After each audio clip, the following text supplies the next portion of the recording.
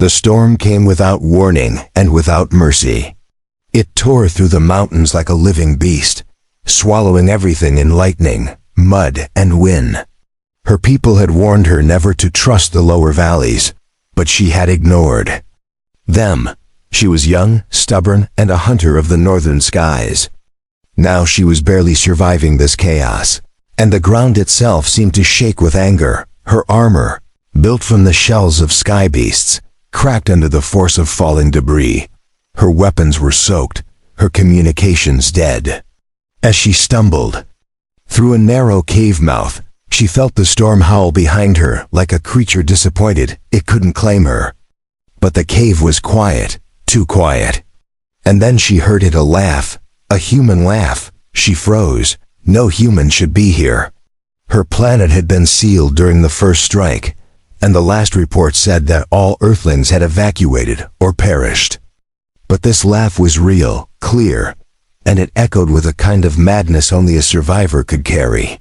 She stepped deeper inside, fingers tightening around her blade. And there he was, a young man, bare-chested and mud-splattered, sitting on a rock, like it was his throne. His hair was a mess, his face bruised, and his eyes wild with some strange energy. In his hands he held a weapon she didn't recognize. It hummed softly, the way death sometimes whispers before it sings. But the man only smiled at her. "Well," he said, wiping blood from his lip, "I was hoping for dinner, not a goddess." His tone was light, but his gaze never left her hands. She didn't speak, not yet. Her people had rules about interacting with humans, and those rules had all been based on peace. This was not peace. This was the end of something, or the start of something worse. The human tilted his head and raised the strange gun slightly. Not to threaten, but to test her response. She didn't flinch. Instead, she spoke in his language, broken but clear. "Why laugh in storm?" she asked. He blinked, then gave another sharp laugh, softer this time. "Because I'm still alive," he answered. "And that's funny to me right now." Ellery didn't lower her weapon. "You're not supposed here," she said. "Storm killing everything. War killing everything." The man sighed and stood up, slowly. "Yeah, the war's been a real pain. In the ass." His eyes moved over her armor, her ears, her stance. "You're not military. You're what, Scout? Noble?" She didn't answer. He reached down to pick up a glowing shard of his broken armor and held it like a toy. "Name's Kane," he said. "I was part of the evac, but my ship didn't make it. Been here alone for too long." She narrowed her eyes. "Alone?" He nodded. "Unless you count lightning as a roommate. It screams louder than I do." She almost smiled, almost. But the silence outside reminded her this storm wasn't natural.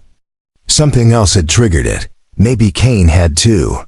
"You broke Sky?" she asked, dead serious. His grin faltered. "No," he said, "but I think something is hunting survivors. And it's using the storm to cover its tracks." That made her step closer. "Hunting who?" she demanded.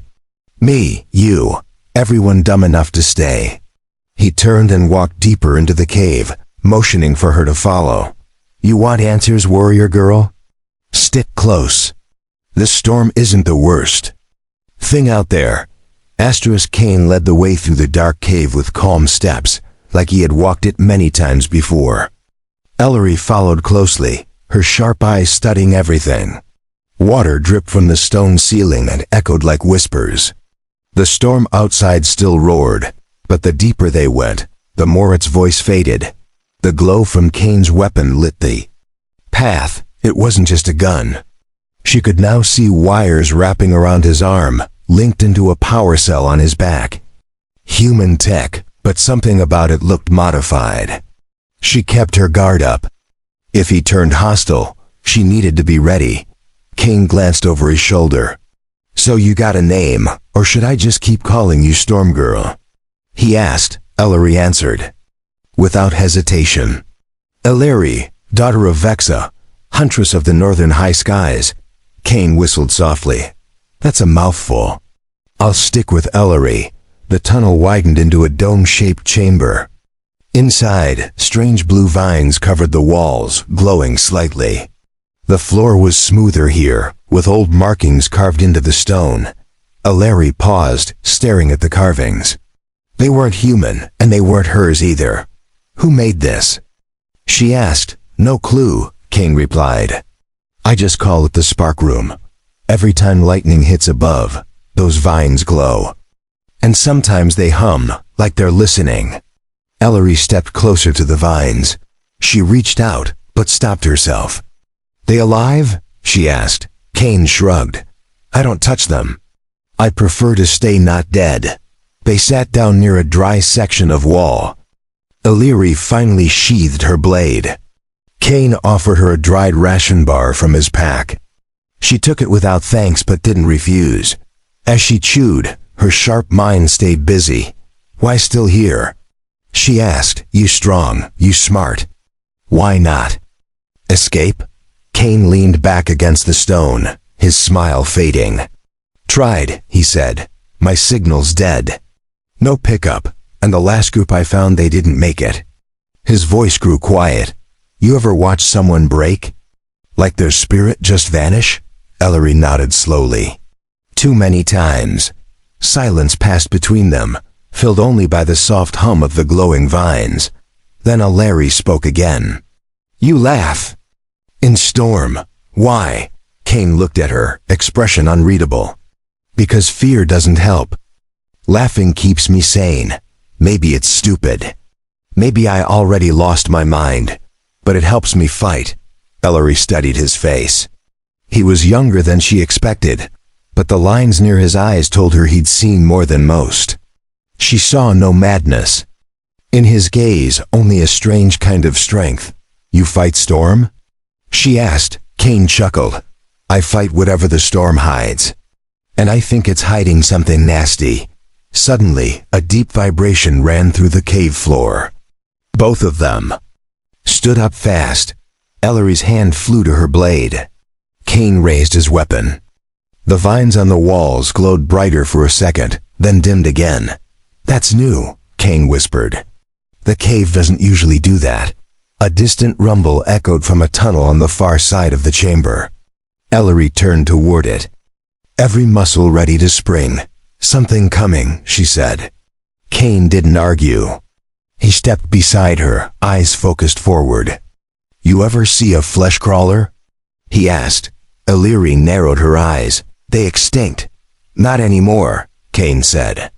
One followed me down here a week ago. I lost it in the vents, but if it's back, he didn't finish the thought. He didn't need to. Ellery knew the stories. Flesh crawlers didn't just kill, they collected. And they never came alone. Ellery took one step forward, then stopped. You stay or run? She asked. Kane grinned. I laugh, remember? Let's see if this thing laughs too. His voice was light, but his grip on the weapon tightened. He wasn't joking. He was ready to fight again. Ellery found herself smiling, just a little. It surprised her. In all her missions, all her survival, no one had ever made her smile during danger. Not like this strange human with scars and jokes and lightning in his eyes. The rumble grew louder. Dust fell from the ceiling. Whatever was coming, it was close. Ellery drew her blade. If we die, she said, I blame you. Kane laughed again, wild and fearless. Fair deal. Let's give it something to be afraid of. The walls of the cave trembled again as the thing beyond the chamber dragged its heavy body closer. Ellery stood firm, blade drawn, her feet planted on the solid stone. Kane crouched slightly, gun raised, scanning the shadows with sharp eyes. The air turned colder, as if the creature carried the chill of death with it. Neither of them spoke. Their bodies moved with instinct, refined by survival and pain. Ellery's ears twitched with every echo. Her people were born to hunt, and she could hear the scrape of claws and the wet breath of something that did not belong to any world she knew. The blue vines began to pulse slowly, almost like they were reacting to fear. Ellery glanced at them, but didn't turn her back to the tunnel. Kane noticed too, his jaw tight. "They've never done that before," he muttered. "Maybe it hates the light." A shape appeared in the tunnel, a long shadow crawling low, with limbs too many to count. Its eyes glowed faint red, not from anger but hunger. It didn't roar. It didn't growl. It simply moved, and its silence was worse than any scream. Kane pulled the trigger first. A flash of energy shot out and hit the wall behind the beast. It was fast. Too fast. The creature darted to the side and vanished again. "Damn it," he hissed. "That thing's playing with us." Ellery moved to the opposite side of the chamber, trying to flank. Her feet made no sound. She had hunted beasts in freezing windstorms before, but this was something else. This was like chasing a nightmare born from a forgotten god. Suddenly the creature leapt from above. It dropped between them with a thud, lashing its tail. Kane ducked and rolled to the side. Ellery struck with her blade, slicing across one of its legs. Black fluid hissed out, smoking where it hit the ground. The creature screamed now, a horrible, high-pitched sound like metal breaking. Underwater. It swiped at Ellery, but she twisted away and landed beside Kane. "It bleeds," she said. "It can die." Kane's laugh came sharp and breathless. "Good, that makes one of us." He adjusted his grip and fired again. This time, the shot hit its chest and sent it crashing into the wall. Stones cracked. The vines pulsed brighter. The whole cave groaned. The beast rose again, slower this time. One leg dragged. Ellery noticed how it avoided the vines. She raised her hand and pointed. "Light. It hates light." Kane didn't wait for more. He pulled a flare from his belt and struck it alive. The red blaze burst into the chamber, filling every crack with heat and warning. The creature shrieked again and retreated, climbing the wall like a spider. Kane threw the flare toward it. Flames licked at its face. It vanished once more into the tunnel. For a moment, nothing moved. Just the sound of burning and breath. Ellery's blade dripped black blood. Kane wiped sweat from his face with a shaking hand. "That wasn't even the worst thing I've seen here," he said. "But it's the first time I've had help." Ellery turned to face him. "That thing not natural," she said. "It was made, changed, not born from storm." Kane's eyes darkened. "Yeah, I figured that too. The war didn't end. It just changed shape." She stepped closer to the tunnel. "It ran, but not gone. Will return." Kane nodded. "Let it. We'll be ready next time." Then he paused. "You staying?" Ellery hesitated. She didn't want to stay. But she couldn't leave now. Not with monsters like this hunting the caves. "I stay," she said, "until we know what they want. Until we stop them." Kane gave a tired smile. "Well, welcome to the worst camping trip in the galaxy."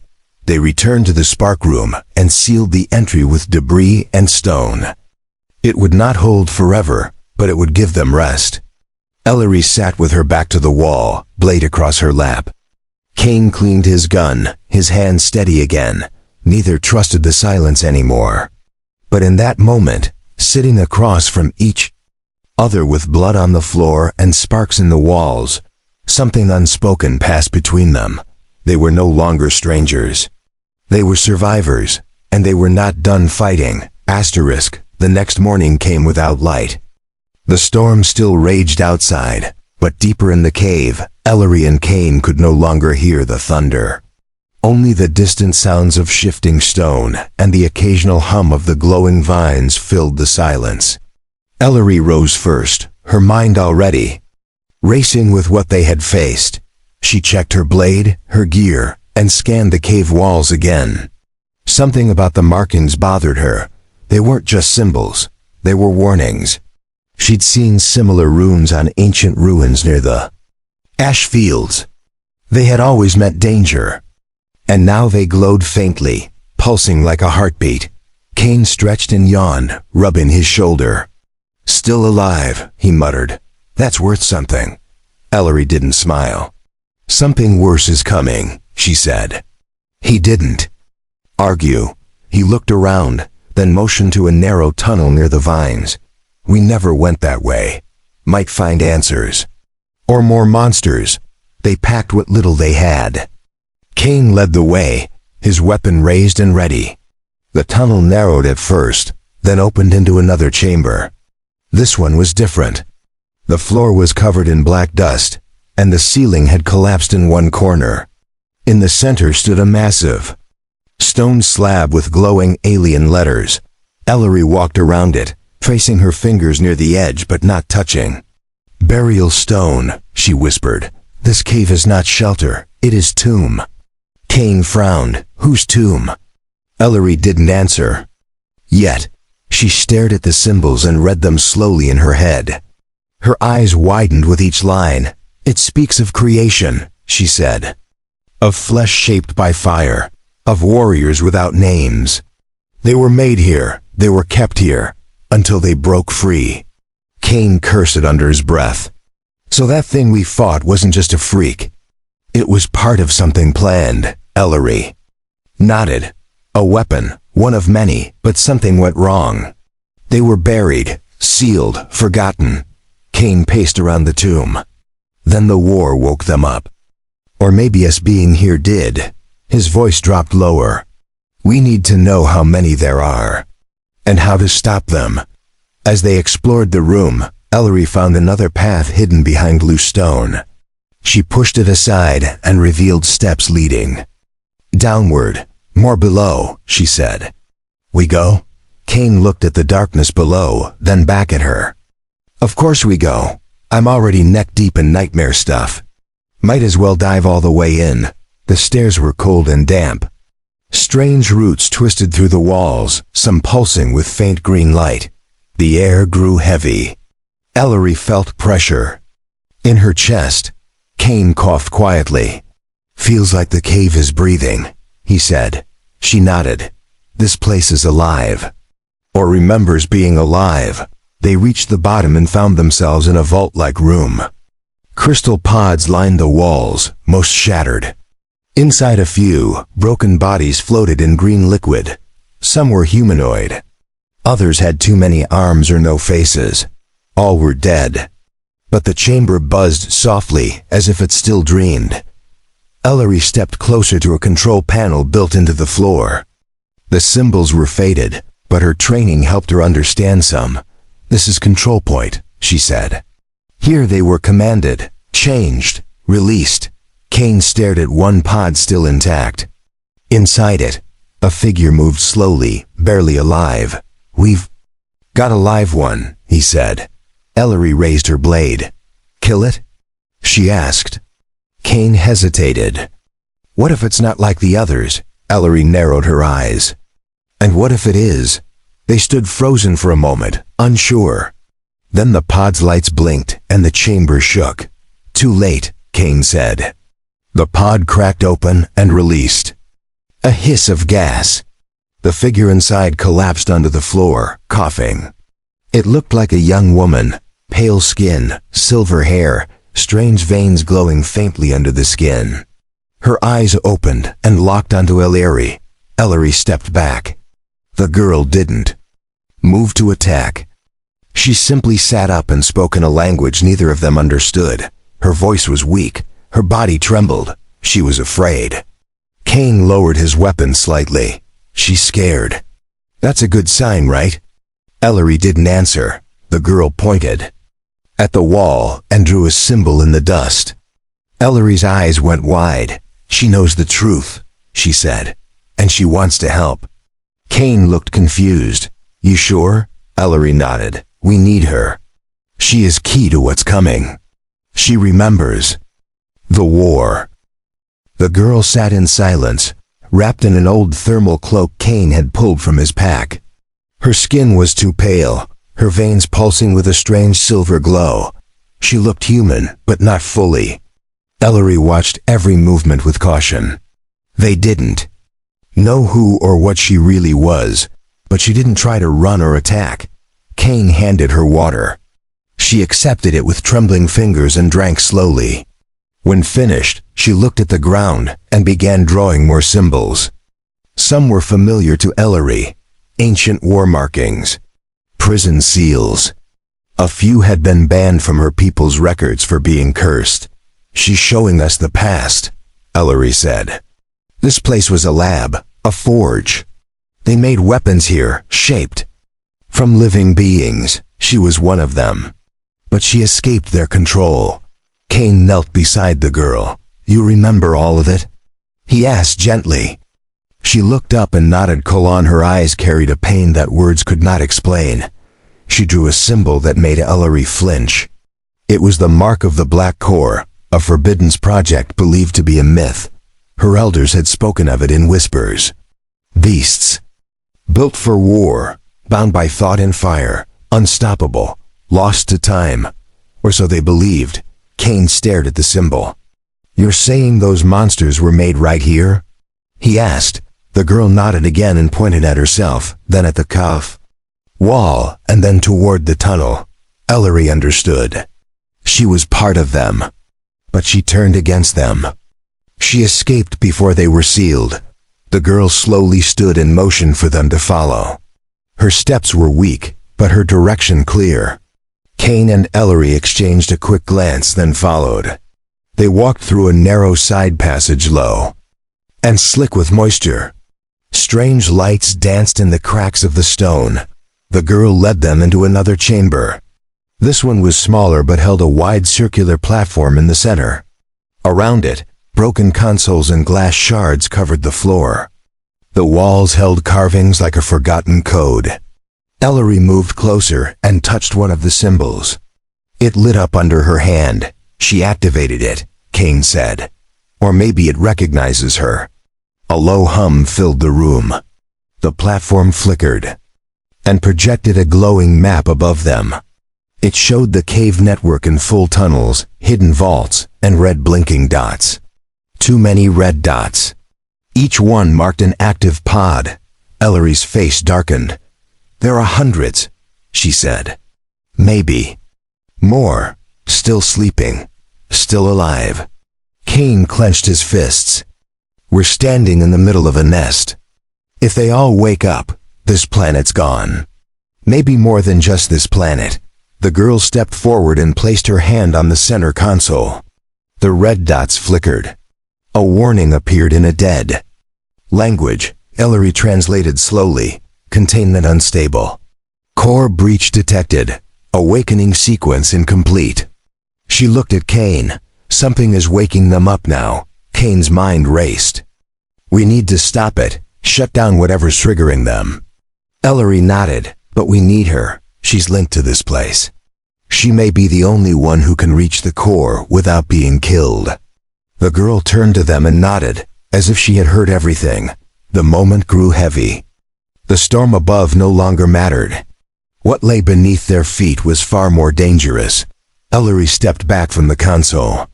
"Where is the core?" she asked. The map shifted. A deep chamber, far below their current position, glowed red at the bottom of the display. Kane exhaled slowly. "So we go deeper." "Of course we do." He checked his weapon again. Ellery drew her blade. The girl looked exhausted, but determined. She motioned toward a narrow descending path. "That's the way," Ellery said. "She'll guide us." Before leaving, Kane grabbed a crystal from the console. It pulsed softly in his hand. "Might be important," he said, "or might explode. Either way, I'm keeping it." Ellery didn't argue. They had little time and fewer options. The core was waking, and they had to reach it before the horrors inside did. They entered the path, the light from the map fading behind them. Shadows wrapped around their forms as they went deeper than before.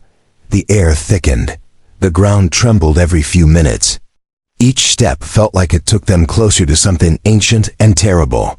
No one spoke now. Even Kane kept his usual humor silent. Ellery's thoughts stayed sharp. She walked beside the girl, glancing at her every few seconds. Whatever memories the girl carried, They were dangerous. But so was the truth buried in the core. Asterisk, the tunnel grew tighter as they moved. Down into the earth. Every wall seemed to breathe with faint pulses of light. The girl moved slowly, her hands brushing the stone as if following a memory. Ellery walked behind her, eyes sharp and blade ready. Kane brought up the rear, his weapon aimed low but steady. No. One spoke. The deeper they went, the more the silence felt alive. Kane's boots kicked loose dust and shattered old bones. The remains were humanoid, twisted and bent, not from battle, from transformation. He didn't say it out loud, but Ellery saw the tension in his jaw. The path finally opened into a wide chamber filled with broken machines. Cracked tubes hung from the ceiling like metal vines. Some still dripped strange fluids. At the center stood a pillar made of black stone. It pulsed once, then again. The girl walked straight to it. She placed her hand on the surface, and the ground beneath them began to shift. The stone floor separated, revealing a narrow platform that descended slowly. Ellery stepped onto it without hesitation. Kane followed, watching the ceiling vanish above them as they sank into the dark. The light from the walls faded, replaced by a cold red glow from below. As they reached the next level, the platform stopped and opened into a massive chamber. Hundreds of stasis pods lined the walls, stacked in layers like a hive. Most were dark. Some were lit. A few were empty. Ellery's breath caught. "They've already started waking," she said. The girl nodded. She pointed to a console at the far end. Kane moved quickly, his boots crunching across the glass and steel. He tapped buttons, scanned the display, and cursed. Too late to stop the process. "But maybe we can delay it." The girl stepped beside him and placed her palm on the screen. A new menu appeared. Ancient symbols flashed. Ellery translated them. Control override. Identity key confirmed. Delay sequence accessed. She looked at Kane. She still has command. She can slow it down. Kane gave a short nod. "Do it. Anything that buys us time." The girl touched another symbol. The chamber shook. High above, some of the pods flickered, then dimmed. But not all. Some hissed and released bursts of gas. One in the far corner opened with a crack. A figure stepped out. Tall. Too tall. Skin stretched and pulsing. Its face had no eyes, only a wide mouth and smooth bone where its features should be. Ellery raised her blade. Kane leveled his rifle. The girl stepped between them and raised her hand toward the creature. It paused. A sound, deep and echoing, filled the room. The creature tilted its head, then turned and walked back into the shadows. Kane exhaled slowly. She controlled it, somehow. Ellery nodded. She was their leader once, or close to it. They still obey her, some of them. Suddenly, alarms flared across the walls. A new warning appeared. Ellery read it quickly. Core breach. External energy detected. Awakening accelerated. Kane slammed his fist against the console. Someone triggered it from outside. A ship. A signal. Something's coming and it's waking them all. The girl's eyes widened. She moved toward the pillar again and pressed her hands to it. The stone glowed brighter. A door behind them opened slowly, revealing a spiral staircase made of black crystal. Ellery turned to Kane. "The core is through there." "Final chamber. That's where it ends." Kane nodded. "Then that's where we go." The girl looked weaker now. Each use of power drained her. But she still moved forward. They followed her. Into the spiral, each step pulling them deeper into heat and vibration. The walls shimmered with red light. The floor cracked beneath them. When they reached the bottom, they found the core, a floating orb of raw energy suspended above a pit. Machines circled it like moons. Wires fed into the orb from every wall. The girl walked slowly to the edge and raised her hands. She's going to shut it down, Ellery said quietly. Kane stepped closer, but the orb flared.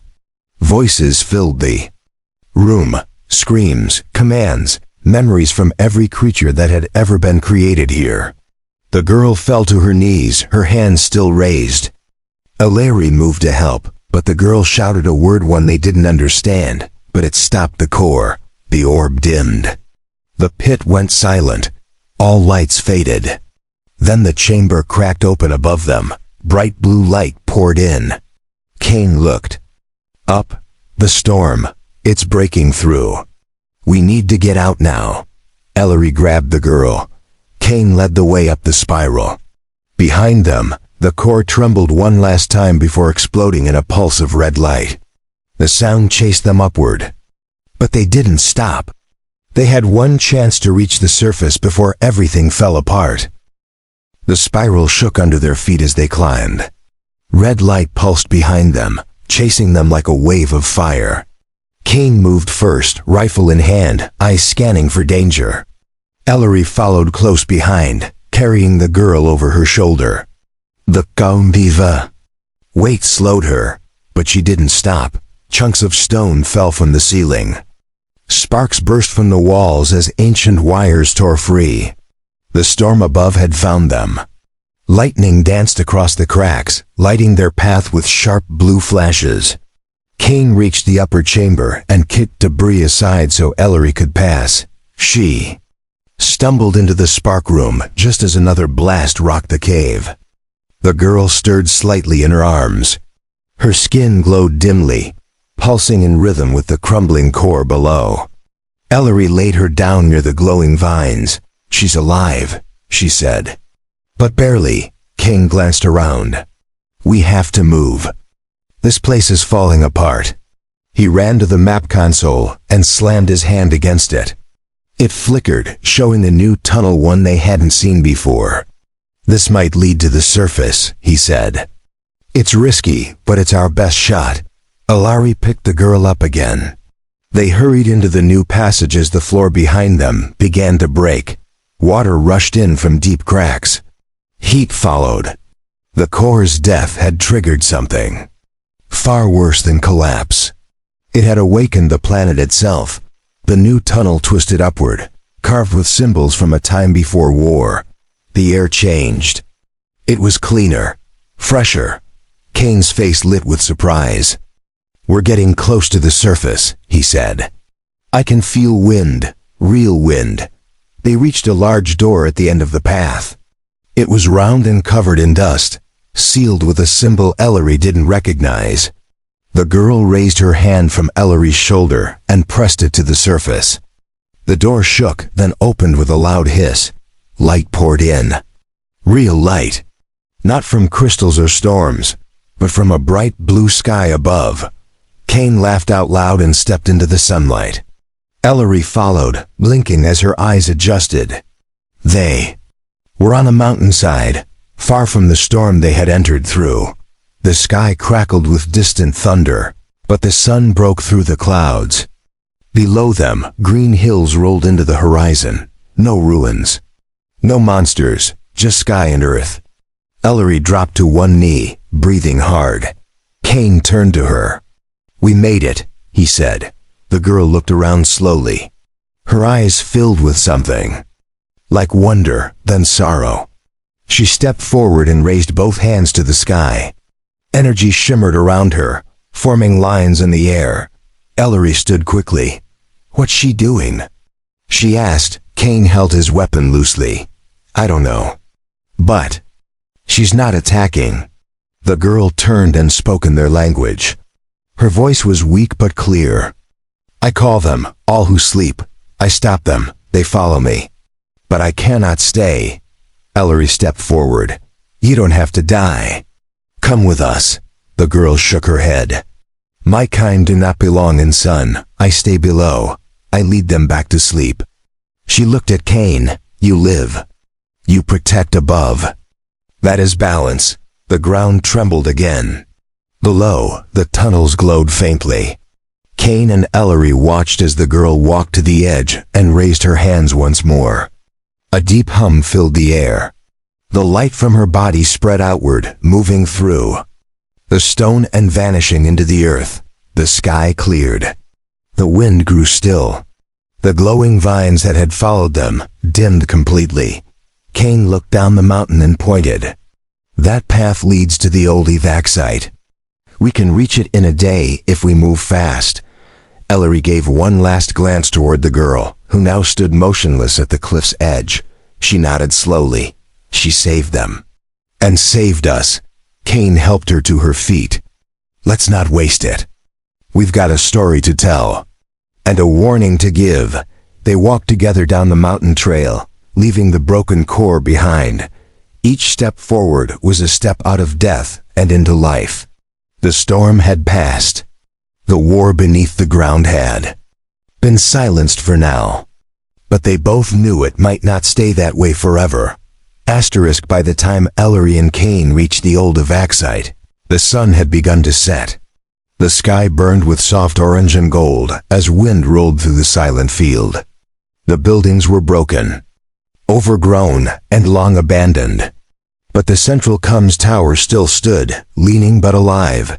Kane moved fast, climbing through the cracked hatch and forcing power into the system. Sparks jumped, lights flickered, and the screen lit up. Still. Works, he said with a grin. Barely, but enough. Ellery stayed outside, eyes on the horizon. She didn't trust the silence fully. Not yet. He worked quickly, tuning the signal to reach orbit. If anyone's still watching Earth, they'll hear this, he muttered. The transmitter clicked. Static filled the chamber, then cleared. Kane cleared his throat and spoke. This is Survivor Kane Marrow of Outpost Vega 7. Repeat. This is Survivor. Earth is not safe underground. Ellery stepped in beside him. Tell them what we saw, she said. Kane nodded. Weapon vault beneath Sector 9 breached. Artificial war beasts confirmed. One entity shut them down. Possible sentient. Coordinates. Marked in data burst. Immediate quarantine advised. He stopped for a second. And bring help, bring understanding. Don't bring war. He hit send. The message vanished into the sky. Ellery watched it go, quiet for a moment. You think they'll come? She asked. Kane leaned back against the console. Eventually, maybe not soon. But someone will hear it. Someone always listens. They left the tower and moved toward a smaller structure nearby. It had once been a rest station for evac crews. Now it was half covered in vines. Inside, they found food rations, dry clothes, and a working heater. They sat close, tired and silent, not from fear but from relief. Ellery unwrapped her arm and checked the small burn on her shoulder. The energy pulse from the core had marked her. A faint silver glow ran across her skin. Kane noticed and leaned. Forward. That doesn't look normal, he said. She nodded. It isn't. I was too close. Part of it touched me. Are you changing? He asked. She looked at him calmly. No, I'm remembering. That girl, she gave me something before. We escaped. A memory. A key. She passed it to me because she knew I could carry it. Kane frowned. What kind of key? She pointed to her head. A mental one. To keep the others asleep. Kane sat back, silent. The fire crackled between them. So now it's your burden, he said. Ellery didn't argue. It's not. Just mine. It's ours. I need you with me. I don't know what else she gave me. Or what it will mean later. Outside the wind picked up. But the sky stayed clear. The storm that had chased them from the mountains was gone. Only the sound of the earth breathing remained. Kane closed his eyes for a moment. You ever think this was fate? He asked. Me crashing down. You running from the storm. That girl finding us both. Ellery nodded slowly. Not fate, but purpose. We were meant to see what others refused. To see, now we carry truth. We can't let it fade. The next morning, they stood outside the station, staring at the trail ahead. It led through forests, across rivers, and toward an old human colony far to the west. If it still stood, they could reach it in 2 weeks. If not, they would find another place. They were survivors now. Before leaving, Kane knelt beside the dirt and placed a small marker stone. He carved a single word into it, she, nothing more. Just a memory of the girl who stopped the darkness by becoming part of it. Ellery watched in silence. She didn't stop him. They walked in quiet through the valley, weapons light but hands never far from them. Birds flew overhead. Real birds, not drones or trackers. Life was returning to the surface. The planet was healing slowly. But danger still lived below. And now they understood it. Kane glanced at Ellery as they walked.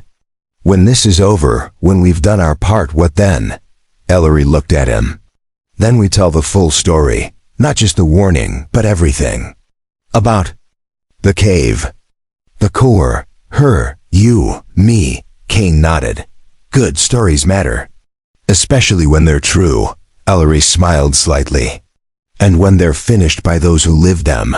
They kept walking toward the future, together, changed, wiser, alive.